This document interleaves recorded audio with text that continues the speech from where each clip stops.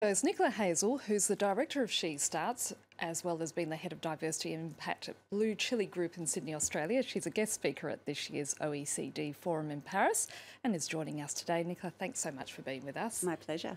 First of all, tell us a little bit about SheStarts. So SheStarts is a program aimed at turbocharging female leadership in the startup economy. In Australia and indeed all around the world, women are grossly underrepresented in the tech and startup space. And this is the environment where our economies are being built, where we're driving those innovation agendas for the future of work. So if we're going to actually build an inclusive economy and one that can thrive, we need to ensure that women are not missing in action as they are right now. It seems like there's still a problem with sexism, which is really interesting, keeping in mind that most of the people working in the tech industry probably grew up with working mothers, unlike their older peers. We've still got a long way to go on the road to gender equality, and we really need to see the fact that in the tech space, there is a lot of work to be done. What we are seeing, though, is people who are starting to chip away at the edges, and there are some shifts in this environment, but it takes really intentional work in order to shift the dial when it comes to gender equality in this space. Indeed, we have seen an environment where at the moment, when you think about technology, you think about a space that is dominated by men, and to change that, we need to showcase more women in this environment and inject the funding, the support, the acceleration into getting them into that space. Why is it still happening though? I think across every industry, sexism still exists. It is a deeply embedded part of the world that we live in. It's still happening because we're still having a society that is not equal. Women make up 50% of our population, but they aren't represented equally across leadership. Nicola, Uber, of course, being perhaps the best example of the worst kind of that behaviour. They've just hired Harvard Business School's Frances Frey as a top leadership and strategy executive to fix the problem. Is it a case of too little, too late? I'm afraid there are plenty of horror stories, aren't there, where we see cases where women have been treated really poorly within companies in many industries, and indeed there is a real pinpointed highlight on this in tech, an environment where there are very few women with the technology skills in places like Silicon Valley. In the decades leading into now, we've seen the shifts to try and make that change, but it has been a slow-moving beast.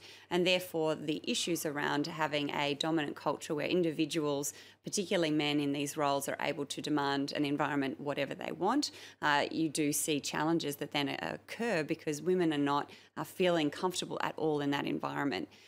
To actually change this requires systemic change. And how do you do that? So it's not just the case of employing one person who's going to make a panacea, if you like, to solve everybody's problems. You actually have to affect change at every end of the pipeline. With SheStarts, we're looking at a very pointed part about who are the people who are starting the Ubers of the future, the companies that are going to leverage technology to create highly scalable products, but also to make a huge impact in the world. And what we're seeing when we do that is with SheStarts, we opened applications last year in Australia in October, and we had more than 800 women registered to apply. Double the number of any program run in Australia before like this.